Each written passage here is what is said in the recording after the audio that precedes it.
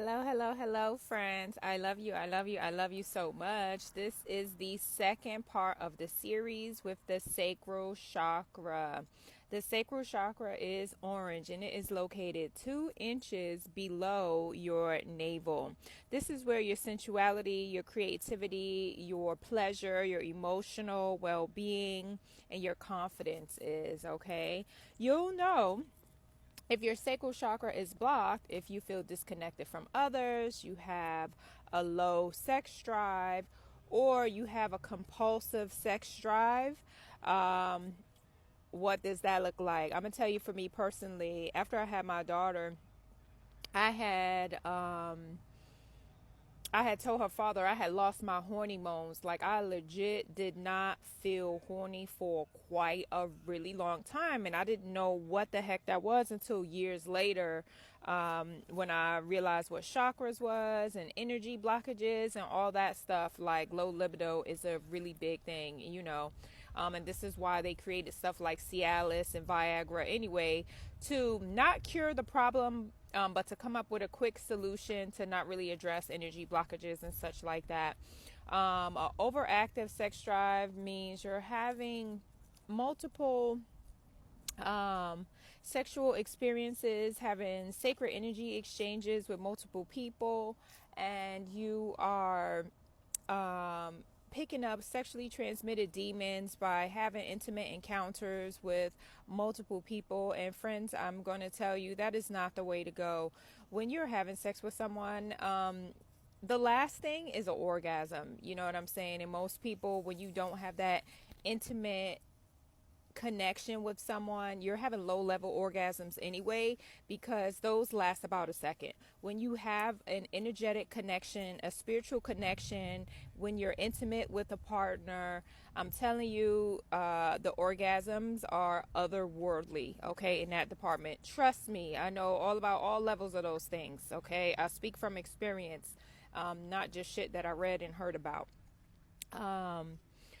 Your low libido or your overactive sex drive can get you in a world of trouble and a lifetime of regret. How is this possible?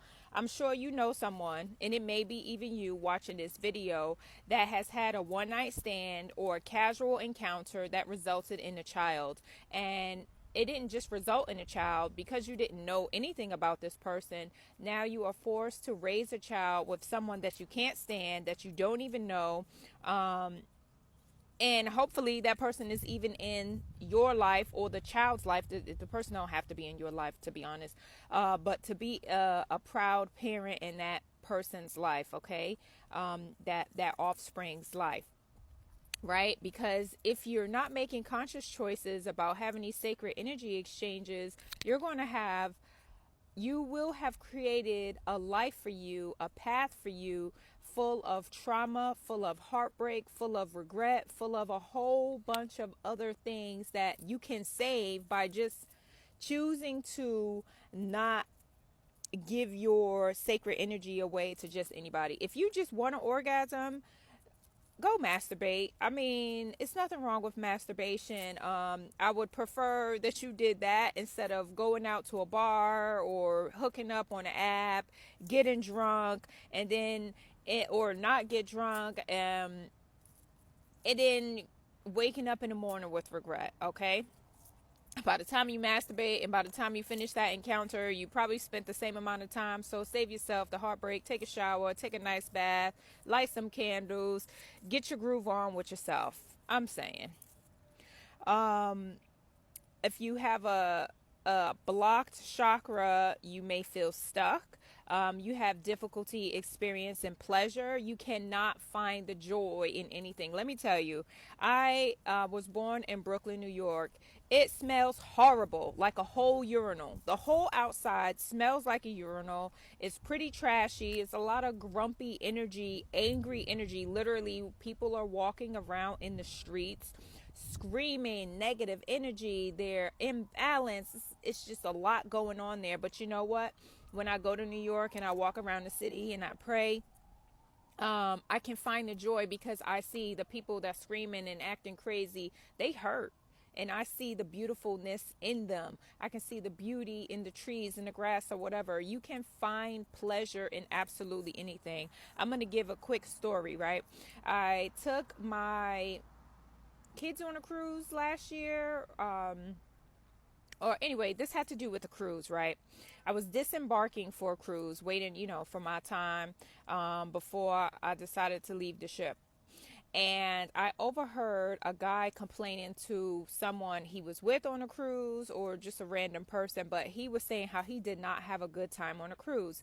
That's so unfortunate, because anytime you go on a cruise, first of all, it's truly a blessing. The people, the staff that work on a cruise ship work so many hours, 7 days a week, okay? Or 3 days a week they're working, and they're pulling in, and they dropping people off, and they're picking people up, and they're doing it all over again. They do this for up to 6 months at a time before they get a break sometime, okay? These people are cooking for you. The staff is making your beds. They're cleaning your staterooms. They're putting on entertainment. I mean, you can have a wonderful time without even paying for any excursions or paying for any additional classes. You can have a great time just because you didn't have to cook for yourself. You didn't have to clean up for yourself. You can sit on a pool deck all day, listen to the music, and if you're a drinker, get drunk. That's what this cruise is promoting anyway, with 21 to 22 bars on every damn cruise ship. I'd love to see some juice bars if you don't mind.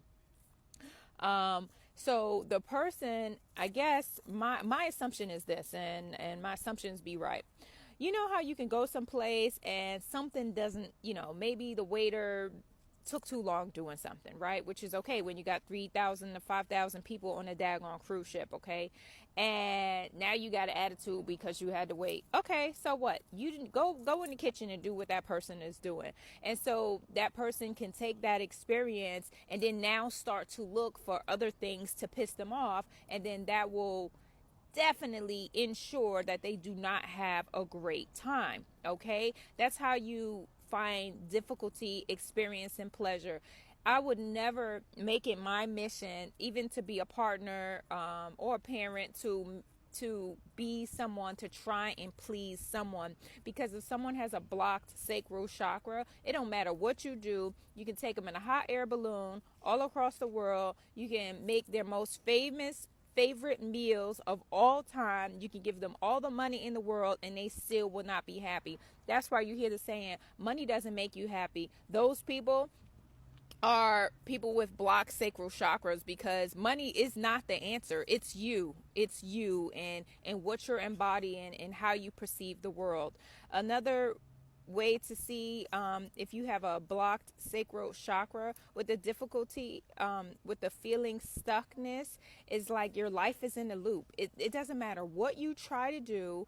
It doesn't matter how you try to change the situation. It feels like you've met like a cap and you cannot get above that. You know what I'm saying? If your emotional well-being is imbalanced, means you're emotionally reactive to something, right? Somebody could say some words, right? You're having a fabulous day. Somebody can say some words and you go ahead and get triggered and you react, and that just changes your whole day. That means your sacral chakra is definitely blocked, okay? If you're overly sensitive, someone say some more words to you and you crying and you hate life and you like F them and you become revengeful and you're spiteful and all this kind of stuff, that means that you have a blocked sacral chakra. Friends, oh man, where is my Ankh people? I was supposed to bust that out. Let me bust that out right now. How dare I forget my Ankh people, right? That's how we should have started this anyway. So, in the present moment today, how can we unblock our sacral chakra? First off, eat all fruits and veggies that are orange, right? Like oranges, clementine, cantaloupe, carrots, orange bell peppers. You see where I'm going with that? Go to the produce section. That is going to be your candy land. And if you find that any of the characteristics that I have mentioned is like, oh snap, my sacral chakra is blocked, I am a bit of a bitch and I can't find any happiness in anything, oh my god, that's totally me. Go get you some carrots, okay? Why do you think Bugs Bunny like carrots so much, huh? And your future self, your present self, is going to be like, okay, I got it now. I'm going to go outside, sit in the sun. I'm going to eat my carrot. I'm going to have a carrot and orange smoothie maybe. You're going to pray and you're going to meditate. You're going to be active, right? Physical activity is absolutely super duper important. You cannot be sitting on the couch all day, not doing anything. I don't care if you don't have a big house. If you have an apartment, you can do physical activity in your house. Go up and down the stairs in the hallway. You can go up and down the stairs in your house. If you have a house, you can look online. You can do exercises while you are watching YouTube, while you're doom scrolling on TikTok. You can be doing calf raises. You can be doing some pole squats. You can be doing some side crunches. There's so many exercises that you can be doing that do not require a gym membership to account for your physical activity. It'll be better if you go outside and do it in the sun. You're doing two things at once. And of course, eating your fruits and veggies. And for the sacral chakra to balance them and realign it, make sure it's all orange. Okay, if you can wear the colors orange, and that also helps. And that's what you can do starting right now. I don't care if before this video you were a type of person, and orange soda, Sunkist does not count. Any type of carbonated, sugary, poisonous, toxic beverages do not count, okay?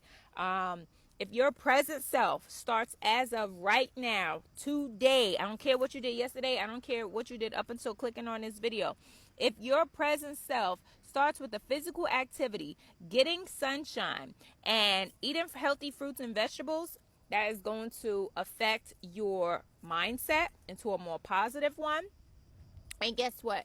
Your future self is going to be more of the same. Your future self is going to be super duper happy with your activity, because whatever your present self is doing, your future self is just going to be a more beautiful, a more stronger, a more wiser, a more kinder, a more healthier, beautiful version of what you currently are. And I know you know elder people that are broke down on multiple medications, has had many surgeries, and they're just not their version. I mean, look at your family tree. How were your parents, how were your grandparents were before they passed on, if they passed on already? Were they using a cane? Were they using a walker? Did they have an active lifestyle up in their late ages of life before they passed on? If they didn't have an active lifestyle, if they weren't taking care of themselves, if they were not eating more fruits and veggies than they were the junk food, then just know that's going to be you, friends, okay? That is definitely going to be you. Okay, this video is longer than I want to be. I'm really trying to keep it under. Again, all this information that I'm talking about comes from my mini guides. I will put that in the link description to my shop below in the video. If you feel called and you want more guidance, check out the mini guidebook in the shop. I believe it's under $10. Can't be more than $20. I can't remember because it's quite a few different combos up there. If you're interested in any one-on-one coaching sessions, just send me a DM. Just follow the information in the description box below. Thank you so much, and look forward to part 2.